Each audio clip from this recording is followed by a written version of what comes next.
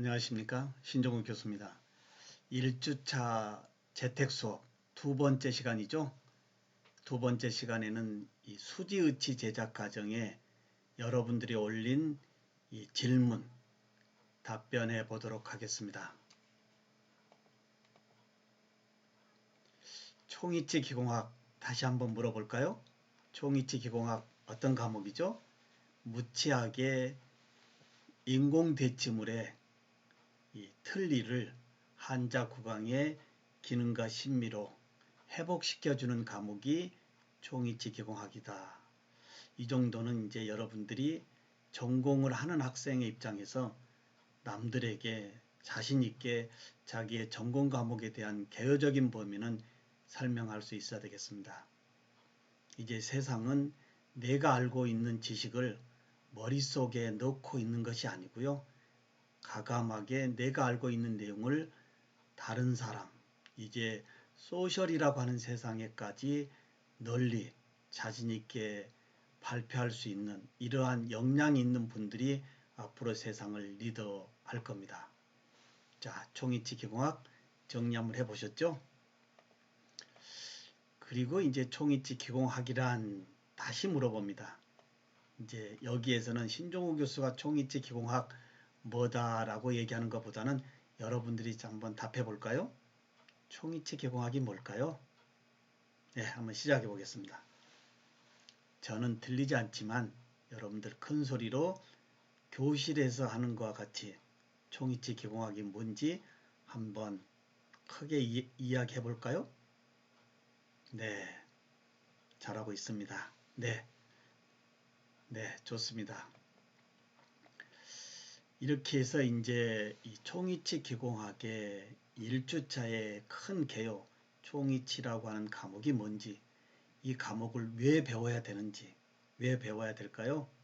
초고령화 사회에서의 수명은 연장되어 있고요. 연장되어져 있지만 한자 구강의 조건은 그리 좋지 않습니다. 여러분들이 코로나19로 인해서 실제 노인들하고의 인터뷰는 지금 진행 못하고 있지만 실제 학습하기 전에 이 노인분들을 만났다면 많은 생각들을 가졌을 겁니다. 왜 공부를 열심히 해야 되는지, 대부분의 이 총이치를 장착하고 있는 노인분들의 이 이야기는 사실 슬픈 얘기가 많습니다. 살아야 되기 때문에 어쩔 수 없이 입속에 그 큰 그 의치라고 하는 부분을 끼우고 있지만 만족도는 그리 높지 않다라고 하는 거예요.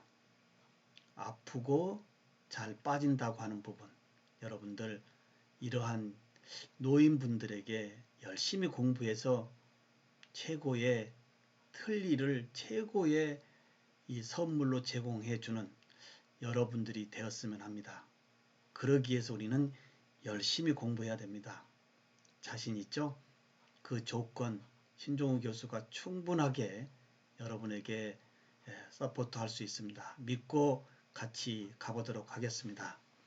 자, 이제 두 번째 시간에 이 수지의치의 제작 과정입니다. 좀 전에 1교시에서는 이 나비치에 대해서 말씀을 드렸죠. 이번 2교시에서는 이 수지의치에 대해서 말씀을 드립니다. 출발해 보겠습니다. 총이치 제작 과정 여러 번 이야기했죠. 한자가 몇 번 내원해야 된다고요? 네, 몇 번이요? 좀 더 크게 해요. 네, 맞았습니다. 몇 번 이상 와야 됩니다. 왜 몇 번 이상이라고 할까요? 몇 번이지만 사실 어느 부분에 문제가 좀 대두되어진다면 병원의 내원 횟수는 굉장히 높아집니다. 여기서 여러분들에게 이런 이야기를 해보면 어떨까요? 언제까지 이 거동이 불편한 노인들이 이 틀니를 입에 장착하기 위해서 5번 이상의 치료실에 내원을 해야 될까요? 혹시 여러분들이 열심히 공부해서 치료실에 2번 정도 내원하면 한 번은 인상을 떨어오고요. 두 번째는 그냥 마지막 파이널로 만족스럽게 장착하고 가는 이러한 치과 보철불의 아이디어도 한번 내볼 수 있지 않을까요? 4, 50년 전에 내려오는 이런 이 전래동화 같은 이러한 틀니의 제작 과정, 이제 시대의 흐름에 새롭게 만들어야 되지 않을까요? 우리 이번에 만나는 우리 여러분들의 창의적인 학습법으로 새로운 아이디어에 특허 내서 멋진 삶 살기를 소망해 봅니다. 자, 종이치 제작 과정 이제 거의 이해는 되어졌을 겁니다.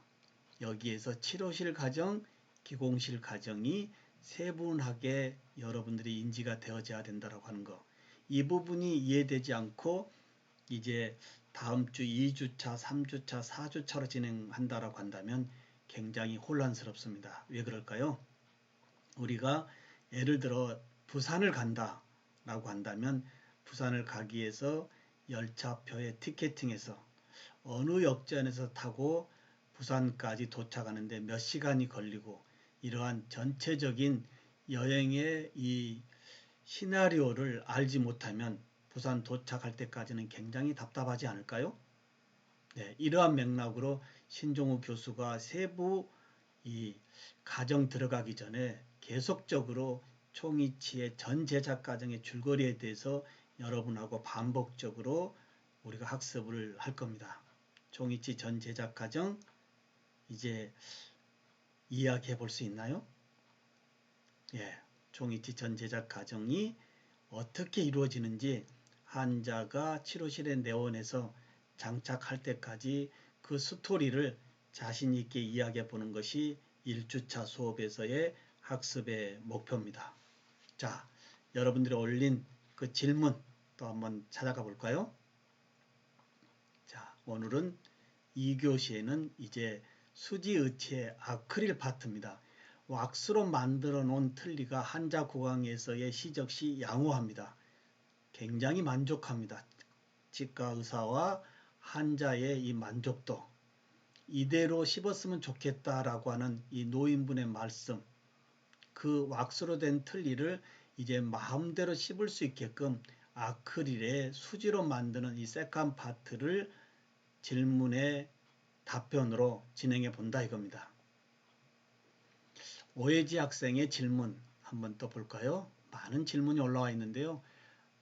플라스크 내부에 바셀린을 도포할 때 약하게 바르는 이유는 무엇인가요? 그랬습니다.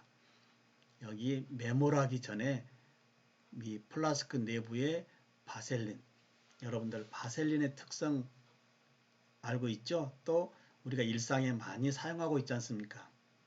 약간의 이 손에 바를 때는 이 손에 이 크림 종류가 될 것이고요. 그리고 다른 부위에 바를 때는 약간의 윤활유 역할도 되겠죠. 미끄럽죠. 즉 이러한 메모를 할 때에 이렇게 큰 음영체 부분에 플라스타가 채워지는데요.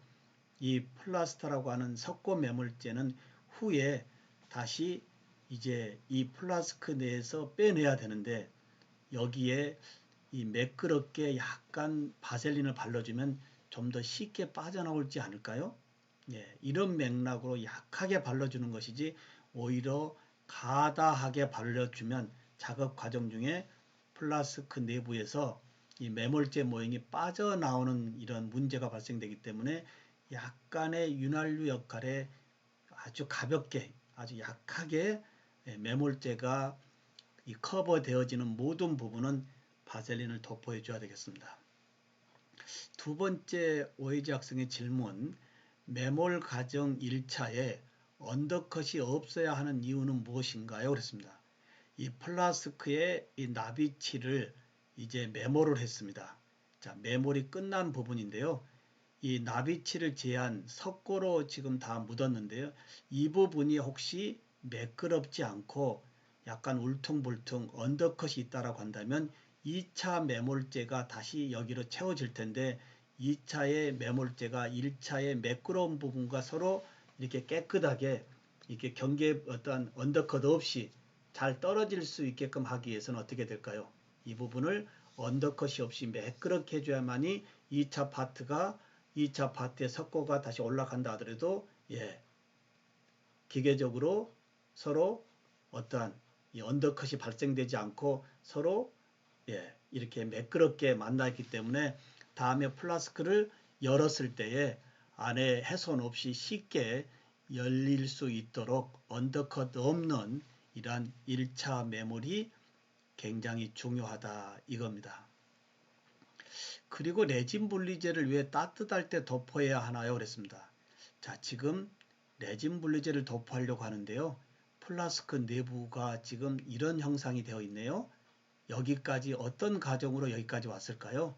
여러분들이 이제 이 프로세서에 대한 2차의 수지의치 제작 과정은 거의 100% 기공 과정으로 보면 되겠죠. 메몰에서 아크릴 수지의치의 다듬질 과정까지가 거의 원스텝으로 랩사이드 즉 기공 과정이다라고 보시면 되겠습니다. 자, 왁스 제거하고 나니까 인공치아만 남아있죠. 자, 여기에 이제 인절미에 레진을 넣어야 되는데 레진과의 이 석고와 이 결합력이 좀 잘 떨어질 수 있도록 레진 분리제를 도포해 준다 이겁니다. 그리고 왜 따뜻할 때 발라줘야 되는데 너무 지금 왁스로 이 뜨거운 이 끓는 물로 왁스를 제거했기 때문에 이 플라스크가 너무 지금 고온의 뜨거운 상태라고 한다면 분리제를 도포했을 때 어떻게 될까요? 분리제는 약간의 차단막의 분리의 효과인데 너무 뜨겁기 때문에 도포해 준다 하더라도 일어난다고 할까요? 네, 분리의 효과면이 다소 효과력이 떨어지기 때문에 분리제의 도포 시기는 너무 차가운 상태가 아니고요. 너무 뜨거운 상태가 아니고 손으로 만졌을 때의 따뜻한 이 웜 상태가 분리제 도포의 시기다라고 보면 되겠습니다. 그리고 네 번째, 구강 내 장착 과정 중 치료실에서 환자의 불편한 점을 개선하려다가 오차가 발생한다면 어떻게 되는 건가요? 그렇습니다. 구강 내 장착 과정 중 치료실에서 즉 기공실에서 잘 만들어서 보낸다 하더라도 환자 구강 내에서는 다소 오차가 있을 수 있습니다. 사실 그때부터는 이제 기공에서의 어떠한 이 팔로우보다는 환자분이 이제 즉 생존에 계실 때까지 이 치료실에 수시로 내원해 가면서 이 손을 봐 가면서 써야 되는 이러한 부분으로 연결되어집니다. 왜 그럴까요? 처음에 장착한 상태로 우리가 이 삶을 다할 때까지 쓸 수 없다라고 하는 부분 왜 그럴까요? 무치하게 구강은 계속적으로 치조의 퇴축 등으로 즉 처음에 만들어 놓은 그 틀니의 구강의 조직하고는 다소 변이가 계속적으로 일어난다 이겁니다. 즉 잇몸이 퇴축되어진다랄까요? 안에 치조의 퇴축으로 인해서 의치상가의 헐거움 이런 부분 등은 헐거운 만큼 다시 채워줘야 되는 이러한 계속적인 치료실의 정기적인 점검의 팔로우로 이제 만족도 높게 영위를 해야 된다고 하는 거. 그 다음 이제 김수민 학생의 질문인데요. 레진 분리제를 뜨거운 상태에서 도포하면 안 되는 이유가 뭔가요? 수민 학생 좀 전에 이 오해지 학생 답변에서 제가 충분하게 말씀을 드렸죠. 이 부분은 김수민 학생이 스스로 한번 답변해 볼까요? 왜 뜨거운 상태에서 도포하면 안 된다고요? 분리의 효과가 따뜻한 웜, 손으로 만져서 따뜻한 상태에 보다 분리의 효과가 떨어진다. 결론은 이겁니다. 이해되시죠? 예. 감사하고요. 다음 박정선 학생의 질문. 재부착 선택 삭제 과정에서 조기 접촉되어지는 부분이 왜 기능교도가 아닌 비기능교도인가요? 그랬습니다. 왜 우리가 이 세컨 파트 제작 과정 중에 재부착을 하고 있죠? 선행학습에서 제가 충분히 설명을 했는데요. 나비치에 교합 기록되어진 대로 이제 이 2차 수지의치 제작 과정에서 오차의 범위 발생될 수밖에 없습니다. 이 오차의 범위를 좀 더 나비치의 교합의 그 형태대로 수정해 주지 않고 그냥 만들어서 보낸다고 한다면 환자분들이 무슨 얘기를 할까요? 선생님, 예전에 그 왁스로 된 틀니에서는 참 편했는데 새롭게 만들어 온 틀니는 뭔가 이렇게 교합이 높아진 것 같아요. 불편해요. 라는 이야기를 할 수밖에 없기 때문에 이제 이 아크릴의 수지의치 만드는 과정에서의 이 교합의 높이 이런 또는 이 세컨 파트 제작 과정 중에 약간의 이 변이에 의한 이 교합의 이 변이들 이런 부분들을 다시 교합기에 부착을 해 놓고요. 그 다음에 여기에 교합지를 물려서 교합을 시켜보면 우선 중심 교합부터 높아진 교합부터 잡아야 되겠죠. 즉 인사이샬 핀이라고 하는 교합기의 가운데 있는 이 핀이 0.5에서 1mm가 떨어지는 것이 세컨 파트 제작 과정 중에 허용 오차입니다. 즉 0.5에서 1.5mm의 그 갭을 이러한 교합지를 통해서 마킹을 시켜서 족이 접촉되어지는 부분들 이 부분들을 먼저 조금씩 삭제하다 보면 1.5에서 1mm, 1mm에서 0mm로 인사이샬 핀이 테이블에 이렇게 이제 접촉이 되겠죠. 접촉이 될 때까지 이제 먼저 중심 교합으로 잡아주는다 이겁니다. 왜 비기능교두가 아닌 비기능교두일까요? 사실 치아의 접촉점에서의 기능교두는 굉장히 저작과의 밀접한 관계가 있지 않습니까? 그러니까 족이 접촉되어지는 이 부위에서도 가급적 이 기능교두의 삭제보다는 비기능교두의 족이 접촉점의 삭제로 요 교합 조정을 해야 된다라는 이야기입니다. 어떻게 보면 많은 부분을 삭제할 거라고 보지만 0.5에서 1.5mm 간극이기 때문에 그렇게 많은 삭제의 양은 일어나지 않는다라고 보시면 되겠습니다. 여기서 알고 계셔야 될 것이 뭐라고요? 왜 재부착을 해서 이런 교합의 어떤 변이차를 다시 수정을 해주고 있을까요? 라는 이 부분이 여러분들이 알고 있어야 되는 내용입니다. 알고 계시죠? 이 선택 삭제라고 하는 이 재부착, 즉 세컨 수지의치 제작 과정에서의 이 오차의 범위, 교합의 오차의 범위를 다시 나비치 교합의 이 형태대로 수정해 주는 거다라고 보면 여러분들이 이해가 되겠습니다. 박정선 학생 좋은 질문이었습니다. 그 다음에 이제 송지연 학생의 이 질문인데요. 즉 기포가 생긴다면 내진의 혼합 비율이 맞지 않아 생긴 경우 내진의 혼합 비율이 맞지 않아 기포가 생긴 경우 처음부터 다시 만들어야 하나요? 이건 굉장히 중요한 질문인데요. 대체적으로 이 인절미의 이 핑크 내진을 우리가 이제 수지로 만드는 과정은 제조회사에서 제공해주는 리퀴드와 파우더를 믹싱을 하는데 제조회사의 매뉴얼대로 계량을 해야 되겠습니다. 임의적으로 계량해서는 지금 우리 지연 학생이 얘기했던 대로 기포가 발생되기도 하지만 색상이라든지 기타 많은 부분이 문제가 야기되어집니다. 특히 기공과정에서 지켜야 될 것 중에 하나가 제로적인 특성. 그 제로적인 특성은 제조회사에서 요구하는 매뉴얼입니다. 매뉴얼대로 지켜야 된다고 하는 부분 이해되시죠? 자, 여기서 기포가 생기지 않도록 제조회사에서 제공해주는 매뉴얼의 계량 혼합 비율을 사용하면 크게 문제없고 만약에 그렇게 지키지 않았다고 한다면 기포가 생겼다고 한다면 어떻게 될까요? 자, 중합해서 수지의치를 봤더니 이 수지의치가 전체적으로 의치에 기포가 생겨 있습니다. 지연 학생 어떻게 생각해요? 마지막에 이제 세컨 수지의치 제작에서의 다듬질을 하려고 보니까 이 수지에 전체적으로 기포가 많이 있습니다. 반감한 일이 아니고요. 환자는 이 의치를 얻어내기 위해서 그 거동이 불편한 몸으로 치료실에 수차례 왔고 이제 마지막으로 며칠 후면 이 틀니를 끼우고 나머지의 삶을 좀 더 행복스럽게 살겠다라고 기대하고 있는데 이 부분 마지막에 이러한 기포의 문제로 장착하지 못한다라고 한다면 다시 어디서부터 진행해야 될까요? 원점으로 가야 됩니다. 다시 기성 트레이에서부터 또 수많은 치료실에 내원해 여기까지 과정이 다시 반복되어진다라고 하는 거. 우리가 인생 사는 거하고 동일합니다. 어느 과정, 어느 부분 소홀히 할 수 없다고 하는 거 알고 계시죠?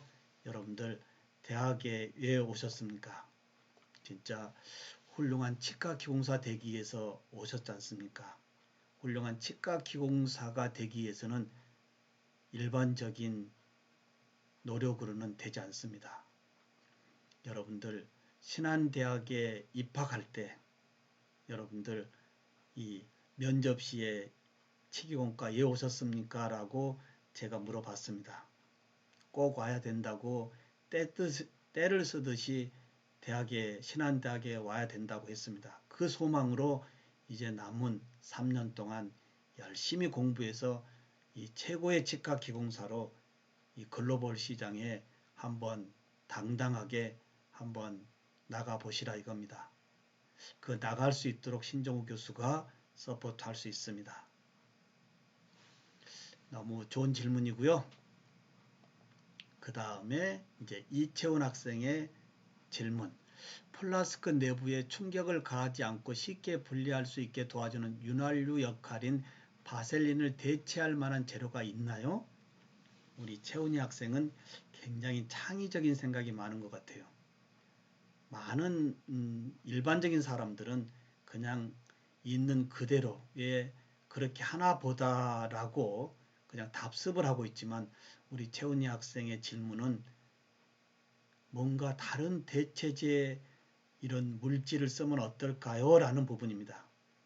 우리 채훈이 학생 한번 개발해 보시기 바랍니다. 이렇게 이제 일상에서의 불편함 또는 개선시켜 줘야 될 이러한 범위의 계속적인 생각은 끝내 답을 찾아낼 수 있거든요. 지금 현재 이 재택 수업을 하는 이 부분 사실 해결의 실마리는 이 코로나19의 바이러스 백신 개발인데요. 백신이 하루아침에 개발되는 거 아니지 않습니까? 대학에서의 학습은 매번 그냥 책에 있는 내용 읽고 쓰고 외우는 것이 아니고요. 책에서 제공해주고 교수가 제공해주고 있는 그러한 기본적인 걸 가지고 여러분들의 무한한 창의적인 생각으로 펼쳐나가야 된다고 하는 것이 대학의 공부입니다. 우리 채훈이 학생 이 부분 한번 고민해서 우리 신종호 교수 만날 때 교수님 바셀린 대신으로 이런 재료 쓰면 더 좋을 것 같은데요. 라는 이야기 기대하겠습니다. 그 다음에 이제 우리 이혜진 학생의 질문, 질문이 4가지입니다. 좋습니다. 질문이 많은 것이 좋은 겁니다. 4가지 질문 하나씩 한번 읽어가면서 보겠습니다. 레진 전입 시합할 때 1차, 2차, 3차에 걸쳐 프레스를 이체하는 이유는 무엇입니까? 한 번에 100파운드로 하면 문제점이 무엇인가요? 그랬습니다. 그 부분부터 먼저 한번 얘기해 볼까요? 자, 이제 아까 음영체 부분에 물렁물렁한 이 인절미로 된 레진을 집어넣어서 이제 집어넣어야 되는데 이때 지금 이 프레싱이라고 하는 이 프레스의 압력으로 한 번에 가득하게 압력을 준다고 했을 때 미세한 부위까지 한 번에 다 들어갈 수 있을까요? 인절미의 레진입니다. 인공 왁스는 다 지금 제거되어 있고 온리 이제 이 몰드 내에는 인공치만 남아 있는데 그 인공치를 제한 나머지 음영체 부분에 이 말랑말랑한 떡 상태의 인절미를 완전하게 채울 수 있는 방법은 한 번의 강한 압력보다는 1차, 2차, 3차에 이 증가된 압력으로 서서히 이렇게 압력을 가해줬을 때 이제 미세한 음영체까지 기포 없이 완전하게 채워진다. 그러기 위해서 1차, 2차, 3차에 이 프레싱을 가해준다라고 보시면 되겠습니다. 두 번째, 리마운팅을 할 때 교합이 0.5에서 1mm가 높아지는 이유가 무엇인가요? 물어보는데요. 이건 뭐죠? 이건 허용 오차입니다. 이유는 지금 보시다시피 뭘까요? 메몰에서 중압, 온성, 디플라스킹 과정까지에서의 교합이 조금 높아지는 것이 이제 오차인데요. 내진을 이렇게 안에 넣어놓고 바깥으로 빼내는 이 부분, 아무리 바깥으로 잘 빼낸다 하더라도 약간 남는 그러한 부분이 교합이 다소 높아질 수밖에 없는 것. 그 교합의 높이의 오차가 0.5에서 약 1.5mm까지는 이제 어쩔 수 없이 현재 이 제작하는 이 방법에서는 발생될 수밖에 없기 때문에 우리가 선택 삭제라고 하는 재부착의 선택 삭제 과정을 거친다고 설명을 했습니다. 좋은 질문이고요. 최종 의치를 치료실로 보낼 때 물에 담궈서 보낸 이유가 의치의 수축 때문인가요? 수축되는 범위도 있을 수 있고요. 그리고 항상 우리는 이 아크릴이라고 하는 범위는 어떤 열이나 기타 어떤 변형될 요소가 많기 때문에 가급적이면 이러한 이 물에 보관된 상태에서 보내고 환자에서의 장착 시 또는 수면 중에 빼놓고 있을 때도 반드시 이 세정액이라고 하는 이 액체 속에 담궈서 이제 플러그에 세정도 할 겸 또는 틀니에 보관도 같이 가야 되는 거. 반드시 그냥 방치된 노출된 상태에서 보관하는 것이 아니고요. 이렇게 수중에서 이렇게 보관이 되어져야 된다라고 하는 거. 네 번째, 바셀린을 여기에 너무 두껍게 바르면, 많이 바르면 어떤 문제가 오나요? 라는 질문인 것 같아요. 예진이 학생 그런가요? 많이 바르면 어떻게 될까요? 너무 많이 바른 부분에 대해서 이 안에 채워져야 될 이 매몰제 모형이 작업 과정 중에 너무 미끄럽기 때문에 약간의 외부 충격만으로도 빠져나올 수가 있겠죠.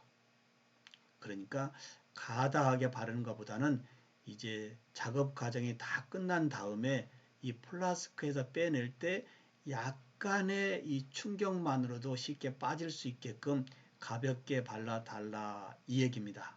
이해되시나요? 이해됐을 겁니다. 다음 이제 우리 김준영 학생의 질문.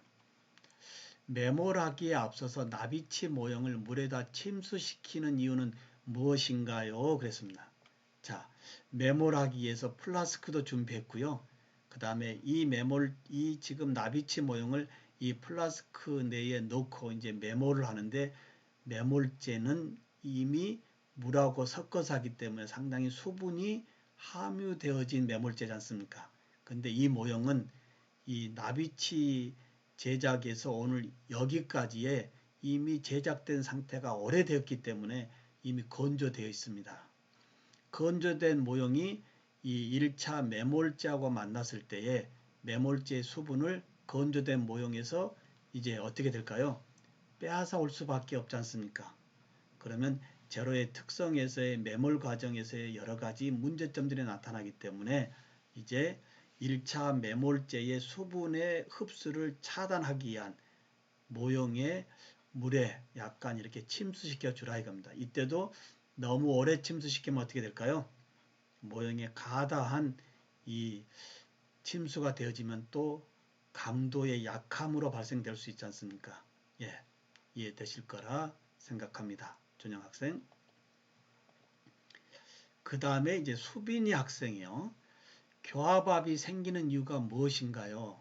글쎄 교합압의 어느 범위를 얘기하는지는 확실히 모르겠지만 환자가 구강 내에 최종 의치를 장착해서 우리가 저작을 하다 보면 저작 시에 발생되는 모든 그 어떠한 힘은 다 교합압이라고 그러겠죠. 그런 범위에 의해서 사실 이 치조의 퇴축도 지속적으로 일어난다라고 보시면 되겠습니다. 우리가 이 씹는 힘은 굉장한 이 교합압이죠. 두 번째, 물에 담궈 치료실로 보낸 후 구강 내에 장착을 완료한 후에 환자가 불편함을 느끼면 치료실에서 수정하나요? 아니면 기공실로 다시 돌려보내 기공실에서 수정하나요? 굉장히 좋은 질문인데요. 우리 수빈이 학생 이 부분에 어떻게 답변할 수 있나요? 이미 나비치 형상에서 완벽하게 치료실에서 만족을 했습니다. 그걸 토대로 우리가 수지의치를 만들었죠. 수지의치를 만들어서 다시 재부착의 선택 삭제 과정까지 우리가 진행하면서 나비치에서 주어진 그 틀을 그대로 보존해서 보냈습니다. 보존해서 연마 다듬질까지 해서 보냈는데 한자 구강 내에 간다고 한다면 장착되어진다고 한다면 전혀 손볼 일이 없을까요? 손볼 일이 굉장히 많습니다. 왜 그럴까요? 이 딱딱한 아크릴이 한자의 구강 내에 이 연조직에 얹히면 이 가닥에 이 서로 접촉되는 부위는 굉장히 통증이 유발되겠죠. 이런 너무 이 보도가 길다라고 하는 범위는 다소 삭제를 해줘야 되겠고요. 또 치료 기공실에서 아무리 선택 삭제 과정에서 우리가 교합의 조정을 해줬다 하더라도 약간의 이 기공 과정과 실제 구강 상황은 다소 차이가 있기 때문에 이러한 마무리 부분은 반드시 다시 어디서요? 치료실에서 계속적인 팔로우업에 이 손을 봐줘야 된다라고 하는 거 이해되시죠? 네, 수빈 학생 감사하고요. 그 다음 전윤주 학생의 질문. 전입 시합 시 꼭 3단계로 나누어야 하나요? 한 단계 또는 여러 단계는 불가능한가요? 예, 가급적이면 이 인절미 상태의 레진이 빠른 시간 내에 이 완벽하게 채워지고 끓는 물에 넣어서 이제 중압의 온성 과정을 거쳐야 되겠죠. 근데 이 음영체 부분에 인절미의 이 레진이 좀 덜 채워진 상태에서 우리가 온성이 되어진다라고 한다면 사실 굉장히 난감한 일들이 많이 발생되어집니다. 그러기 위해서 빠른 시간 내에 한 번의 시합으로 끝내는 것이 아니고 어떻게 돼요? 1차, 2차, 3차 시합으로 마지막 안에 채워진 가행의 레진이 전혀 빠져나오지 않는 부분까지 연결해야 되는 이 3스텝이 필요하다 이겁니다. 예. 그리고 온성을 하는 이유가 뭐냐고 물어보는데요. 인절미의 지금 말랑말랑한 떡 상태이기 때문에 다시 플라스크를 닫고 완전히 조인 다음에 물속에 넣고 끓여야만이 인절미의 이 레진이 단단한 아크릴의 이제 수지로 바뀐다 이겁니다. 이해되시죠? 그 다음에 이제 소순범 학생의 이 질문인데요. 레진 분리제 도포 시기는 뜨거운 상태에서 도포하는 것이 아니라 따뜻한 상태에서 도포하는지 궁금합니다. 네, 맞습니다. 레진 분리제 효과의 효율성은 너무 뜨거운 상태에서는 이제 효율성이 너무 떨어지고요. 너무 차가운 상태도 이 도포의 효과가 높지 않기 때문에 이 왁스워시 뜨거운 물로 왁스워시 하면 뜨겁지만 약간 조금 기다려서 손으로 터치했을 때 따뜻한 이런 웜 상태가 이 레진 분리제 도포 시기의 최적화 타임이다라고 보시면 되겠습니다. 특히 여기서 하나 더 말씀을 드린다고 한다면 레진 분리제 도포 범위는 어디일까요? 인공치 바르면 될까요? 안 될까요? 인공치 발라서는 절대 안 되겠죠. 예를 들어서 기공 과정에서 인공치아에 레진 분리제를 도포하고 수지의치를 만들어서 치료실에 한자 구강에 장착했다고 한다면 상당 시간 쓰다가 환자가 어떤 일로 치료실에 내원할까요? 선생님, 인공치아가 하나 빠져나가고 없어요. 라고 이야기할 수 있겠죠. 즉, 레진과의 이 분리제로 인해서 결합력에 문제를 야기시키면 안 되지 않습니까? 예. 그 다음, 이제 김수연 학생의 질문. 3차 매몰 시 경석고를 사용하는 이유가 압력에 견딜 수 있는 강도를 높이기 위해서인가요? 레진 분리제를 인공치에 도포하지 않는 이유는 무엇인가요? 그랬습니다. 자, 2차 매몰에서 그냥 3차까지 경속고로 따로 구분하지 않고 석고로 채워도 되지만 왜 2차 매몰에서 교환면까지만 채우고 나머지 3차를 경속고로 채우느냐 이 얘기인 것 같아요. 네, 이 질문 받고 굉장히 신정훈 교수가 기분이 좋았습니다. 우리 수연이 학생 왜 그럴까요? 그냥 번거롭게 왜 3차로 나눠서 또 제로가 틀린 경속고를 보아가지고 여기에 작업시간과 또는 제로비적인 이런 범위까지 이야기를 하느냐 이겁니다. 근데 여기 굉장히 중요한 부분이 있거든요. 반드시 3차는 경속고로 채워줘야 됩니다. 왜 그럴까요? 이 부분 이번 2교시의 질문의 영역입니다. 여러분들 생각 한번 해보시기 바랍니다. 왜 3차로 나누지 않고 2차에 그냥 석고로 채우고 뚜껑을 닫고 다음 작업을 진행하면 되는데 굳이 번거롭게 2차까지는 석고로 채우고 그리고 교환면 노출시켜서 3차에 경속고를 채우고 나머지 세칸 진행을 하고 있느냐 이겁니다. 이게 질문입니다. 이해되시죠? 이런 질문 이제 LMS 시스템에 이제 여러분들이 피드백으로 올려줘야만이 된다고 하는 거예요. 감사하고요. 그 다음 김만기 학생의 질문 3차 메모리 이전에 손가락으로 교환면이 드러나게 하는 이유는 플라스크에 압력을 가할 때 교환면이 손상되지 말라고 하는 건가요? 예, 그 얘기는 아닌 것 같고요. 좀 전에 제가 질문했던 그 맥락으로 같이 학습의 이제 답변으로 여러분들이 써주시기 바랍니다. 똑같은 얘기죠. 그냥 3차까지 석고로 채우면 되는데 왜 굳이 2차로 석고로 채우고 손으로 교환면과 절단면을 이렇게 노출시키느냐 이겁니다. 조금 더 힌트를 드려볼까요? 이러한 노출시킨 상태에서 경속고가 채워진다라고 한다면 노출되어진 이 절단면과 구치의 교환면은 어디하고 만나 있나요?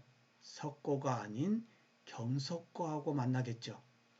여기에 석고의 특성과 경속고의 특성은 다소 틀린 거 제로학에서 배웠죠. 이 정도만 힌트를 드리고 넘어가도록 하겠습니다. 왜 경속고를 채울까? 네, 많은 생각을 스스로 한번 찾아보시기 바랍니다. 책을 보기 전에요. 여러분들 학습의 이 패턴을 바꿔야 됩니다. 우리는 궁금하다라고 한다면 그냥 아무런 생각하지 않고 인터넷에 검색으로 이제 찾고 있는데요. 그러한 방법도 하나의 방법이지만 어떤 의문점이 생겼을 때에 그러한 답을 그냥 쉽게 찾는 것보다는 자기가 스스로 그 부분에 대한 답변을 많이 유추해 보고 그 다음에 답하고 연결해 보는 것이 대학에서의 학습의 방법입니다. 그렇게 습관을 들여야 되겠고요. 또 그렇게 진행을 할 겁니다. 그 다음에 이제 김진웅 학생의 질문. 플라스크 내부에 바셀린 대신 바를 수 있는 대체제가 있을까요? 우리 진웅 학생도 굉장히 새로운 재료를 개발할 수 있을 것 같아요. 과연 뭐가 있을까요? 저에게 좀 알려주시기 바랍니다. 있습니다. 또 찾아낼 수 있습니다. 우리가 하나밖에 없다라고 하는 것은 있을 수가 없죠. 세상이 바뀌고 있는데 이제 과학이 바뀌고 세상이 바뀌고 있는데 4, 50년 전에 쓰는 재료를 지금까지 쓰고 있으면 되겠습니까? 우리 진웅 학생 바셀린 대신 바를 수 있는 대체제 한번 특허 내보시기 바랍니다. 나비치를 물에 소킹할 때 몇 분 정도 해줘야 되나요? 그랬습니다. 자, 물에 소킹을 해주는 이유, 침수를 시켜주는 이유는 제가 여러 번 얘기를 했고요. 너무 오랫동안 담궈두면 어떻게 될까요? 모형의 강도 저하에 의해서 세컨 파트 제작 과정 중에 강도의 약함에 깨지거나 크랙지는 이러한 일들이 올 수가 있다라고 하는 거. 네. 그 다음 조효린 학생 질문. 뜨거운 상태나 내진 분리제를 도포하면 안 되는 이유가 무엇인가요? 그렇다면 차가운 상태에서는 가능한가요? 예, 이 부분 어느 때 내진 분리제를 도포해 주는 이유가 뭐겠습니까? 그 부분을 생각하면 우리 효린 학생은 답을 할 수 있을 거예요. 내진 분리제를 도포해 주는 이유가 뭘까요?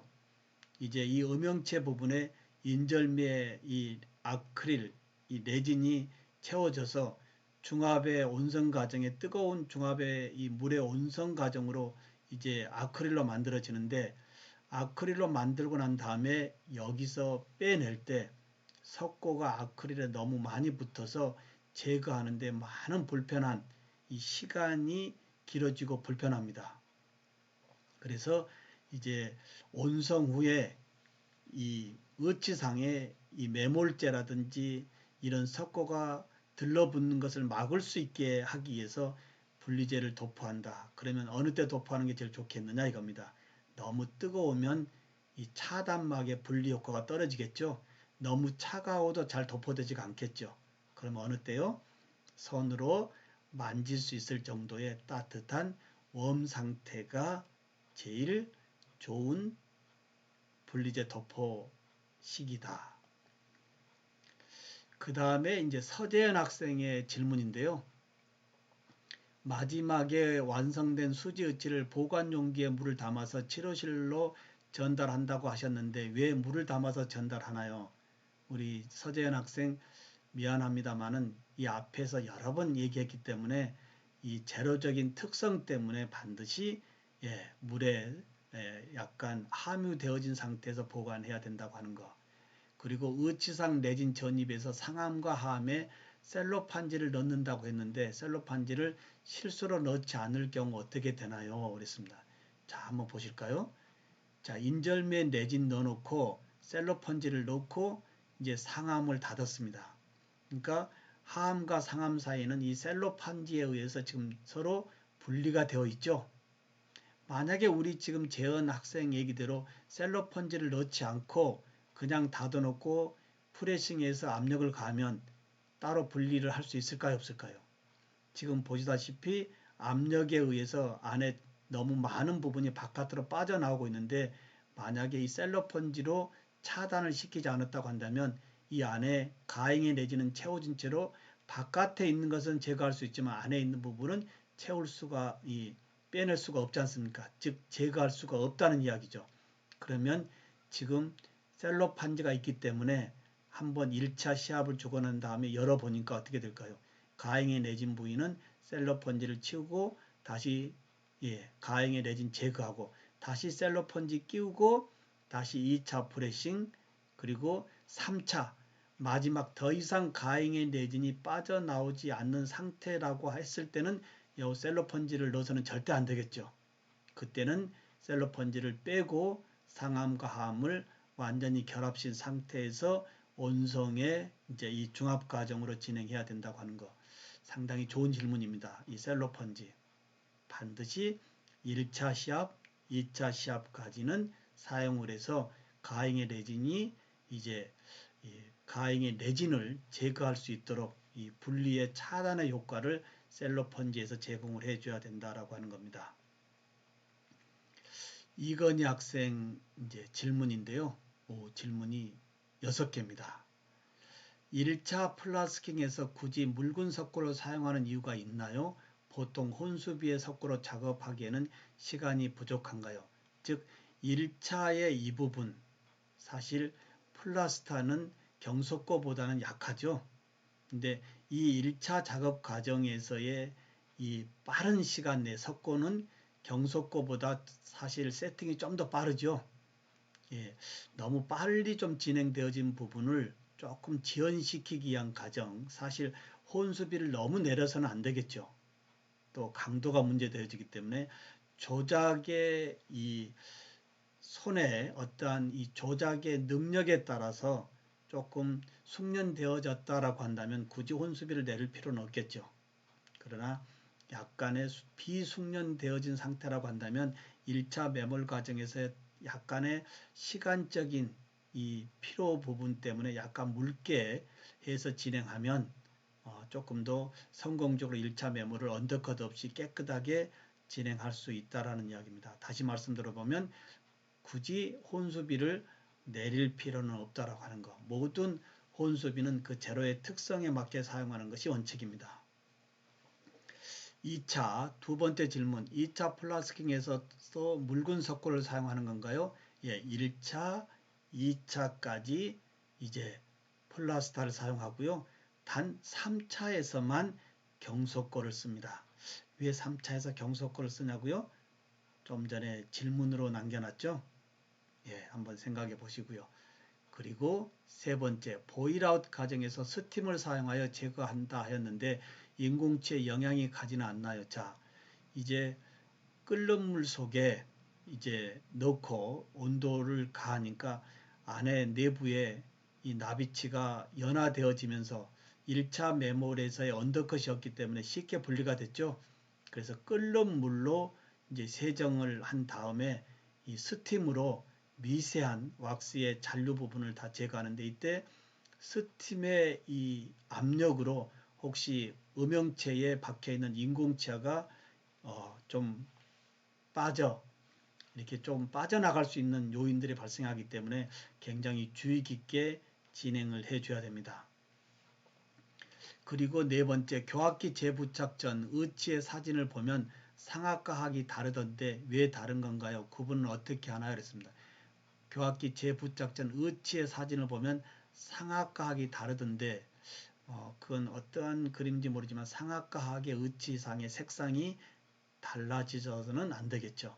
동일한 인절미의 색상을 가지고 동일한 개량을 했기 때문에 사진에서의 어떤 차이지 실제 임상에서는 그런 차이가 발생돼서는 안 됩니다. 그리고 다섯 번째, 왁스는 열 팽창 계수가 큰 걸로 아는데 수지의치 제작 과정에서 문제가 생기지는 않은 건가요? 열을 이용하는 과정이 많은 것 같아요. 그랬습니다. 자, 왁스는 이제 여기에서 끓는 물로 제거해 내버리기 때문에 그 다음부터는 이제 왁스로 인한 어떤 변이 과정은 없습니다. 즉 이제 왁스가 녹아서 없어지면 이 자리는 뭘로 다시 대체가 될까요? 인공치를 제한 나머지 이제 말랑말랑한 이 레진이 그 안에 채워져서 이제 끓는 물 속에서의 단단한 수지로 우리가 이제 변화되어지는 이 부분입니다. 그리고 여섯 번째, 총이치는 내진 이해의 재료로는 못 만드는 건가요? 예, 우리 건희 학생 한번 내진 아니고 만들 수 있는 재료도 있을 수 있을 겁니다. 우리 건희 학생이 많은 창의적인 생각을 해보면 기대합니다. 그리고 여섯 번째, 총이치는 있습니다. 이렇게 해서 총 6개의 질문 참 좋습니다. 우리 건희 학생은 굉장히 창의적인 궁금함이 많은 이런 학생, 신종훈 교수가 굉장히 좋아하는 학생입니다. 왜냐하면 질문이 곧 해결이고요. 그 해결을 하는 부분에 학습이 습관화되면 신한대학에서 단지 졸업장 하나 가져가는 것이 아니고요. 뭔가 창의적인 특허의 아이디어 몇 개 가지고 갈 수 있습니다. 책에 있는 교과서 내용 거기에 따라가는 대학의 수업이 아니고요. 그걸 기반으로 하되 이제 우리는 창의적인 이런 생각으로 새로운 소재, 기자재 개발도 우리가 같이 해고 가야 된다고 하는 거 기대합니다. 그 다음에 이제 김승현 학생의 질문, 제조회사마다 원하는 물의 온도와 끓는 시간이 다른가요? 맞습니다. 우리가 어느 회사에 레진을 개량해서 쓰는지에 따라서 그 회사의 매뉴얼의 조건에 물의 온도 그리고 끓이는 시간 다 지켜줘야 되겠습니다. 플라스크라고 하는 기구에 바셀린 외에 바를 수 있는 게 있나요? 예, 우리 승현 학생 이 부분도 다른 대체 재료가 있는지 한번 찾아봐 주시기 바랍니다. 부탁합니다. 그 다음에 이제 송혜원 학생의 질문 세 가지가 와 있는데요. 2차 매몰 시 석고를 플라스크 끝까지 채우지 않고 절단면, 교환면까지 채우고 3차 매몰을 하는 이유가 무엇인가요? 이 부분입니다. 이건 좀 전에 제가 이번 2교시에 질문의 항목으로 남겨놨죠. 미안하지만 우리 예원 학생 질문의 영역으로 같이 한번 답변해 주시면 좋겠습니다. 두 번째, 레진을 전입할 때 하암과 상암 사이에 차단막으로 셀로판지를 사용한다고 하셨는데 셀로판지가 차단막으로 사용되는 이유가 뭔가요? 그랬습니다. 자, 볼까요? 예를 들어서 이 차단막에 셀로판지를 넣지 않았다고 한다면 레진을 채우고 난 다음에 서로 붙어 있어서 상암과 함을 이렇게 따로 분리할 수가 없겠죠. 분리를 못한다고 한다면 뭘까요? 안에 가행의 내진을 제거할 수가 없어서 교합이 굉장히 높아지는 문제가 발생되어집니다. 그래서 1차, 2차에 서서히 증가된 압력으로 안에 가다하게 채워진 이 인절미 내진을 제거할 수 있는 방법은 상함과 하함의 이 견우와 직녀의 역할인 셀로펀지가 절대적으로 이 안에 존재되어져야 된다라고 하는 거 알고 계시죠? 마지막 의치상 교합의 교합질로 중심교합, 전방교합, 작업교합에서 조기 접촉 부분을 기능교두가 아닌 비기능교두의 조기 접촉점으로 찾아주는 과정은 무엇을 의미한가요? 그랬습니다. 이것은 나비치에서의 이 교합의 기록 그대로 다시 이 중합 과정에서 발생되는 오차를 찾아주는 순서가 우선 높아진 중심교합 그리고 전방교합, 작업교합 순서의 공식이다라고 보시면 되겠습니다. 송현 학생 질문 감사하고요. 그 다음 이제 서주희 학생의 질문인데요. 메모를 할 때 3차에 걸쳐서 하게 되는데 이때 2차와 3차를 따로 나누는 이유가 교합면의 언더컷을 없애기 위함인가요? 또 3차 메모를 시에 1차, 2차와 다르게 경속골을 사용하는 이유는 무엇인가요? 많은 질문이 동일한 질문이 올라오는데요. 이거 역시 앞에 신종우 교수가 부연 설명한 부분에서의 답변으로 한번 정리해 주시면 좋겠습니다. 왜 1차 메몰, 2차 메몰, 3차 메몰을 번거롭게 하느냐 이겁니다. 그냥 2차 메몰에서 그냥 뚜껑까지 플라스타로 채워도 되는데 굳이 2차에서 이 손으로 교환면을 노출시키고 그 다음에 경속고로 채우는 부분이 뭐냐 이겁니다. 예. 그 다음에 내지는 한자의 잇몸색을 결정하는데 한자에게 맞는 다양한 색이 있나요? 그랬습니다. 자, 어떻게 보나요? 예. 인종에 따라서 다양한 제조회사의 이 컬러가 제공되어지고 있기 때문에 예. 그 인종이나 또는 그 한자의 잇몸의 색상 또는 안모의 이 피부의 색상 이런 모든 부분들을 고려해서 우리가 레진의 이 색상을 선택할 수가 있습니다. 대체적으로 우리나라 노인분들에게는 약간 라이트 핑크라고 보시면 되겠습니다. 자, 여기까지 이제 2주차 총이치 제작 과정에서의 이 수지의치 제작 과정 여러분들이 올려준 이 질문에 대한 답변을 나름 한번 상세하게 설명을 해 드렸습니다. 어떻게 조금 정리가 되셨나요? 코로나19로 인한 재택 수업 사실 많이 불편하고요. 어려움이 많고요. 여러분들 아직 얼굴도 보지 않는 상태에서 이렇게 화면으로 서로 수업을 하는 거 사실 불편하지만 시국이 어쩔 수 없는 상황으로 나름 신종우 교수도 여러분들 학습의 효율을 높이기 위해서 이러한 방법을 많은 시간을 가지고 준비했고 어떻게 하면 집에서라도 좀 더 학습의 효과를 높일 수 있을까라는 의미에 여러분들이 올려놓은 질문 이걸 풀어보는 것이 1주차의 제일 좋은 학습의 목표다라고 준비했습니다. 여러분들이 올려준 질문 신종우 교수 굉장히 좋아합니다. 왜 그럴까요? 학교는 모르는 것을 배우러 온 겁니다. 언제든지 신종우 교수 SNS로 이제 여러분들 궁금해하거나 기타 상의할 내용들 어떠한 내용도 괜찮습니다. 신종우 교수의 SNS 24시간 열려 있기 때문에요. 어느 때라도 너무 염려하지 마시고 개인의 어떤 상의해야 될 내용 또는 대학에서의 진로적인 부분 대학생으로서 어떤 것을 갖추고 가야 될 것인지 하나 말씀드려볼까요? 대학은 졸업장, 성적증명서, 관련 전공의 자격증 3개 가지고는 이제 이 경쟁의 사회에서는 사실 굉장히 어렵습니다. 치과 기공의 백그라운드 가지고요. 새롭게 변화되는 세상에 내가 당당한 주인이 되기 위해서는 어떤 것들을 준비해야 될까? 이 부분이 재택 수업을 하면서 많은 대학 생활의 이 디자인을 하는 거 중요합니다. 다시 말씀 들어보면 융합의 세상으로 이제 한우물만을 파는 세상은 세상에서 주인 되기가 어렵습니다. 전공 하나 가지고는 살 수가 없다라고 하는 거. 내 전공 가운데 놓고 세상의 흐름에 필요한 융합적인 많은 지식 같이 이제 합체시켜서 이 융합의 세상에 당당한 우리 학생들 주인으로 되시기를 소망합니다. 오늘 1주차 재택수업 2교시 여러분들이 올려준 이 수지의치의 이 질문에 답변했고요. 나머지 이제 부분 질문에 답변 좀 피드백을 해주시고요. 재택수업의 2주차 여러분들 기대해 주시고요. 예, 코로나 종식 빨리 되기만을 소망합니다. 그때까지 건강관리 잘 하시고요.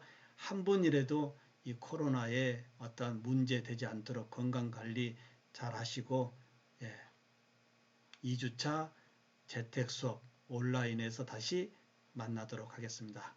고맙습니다.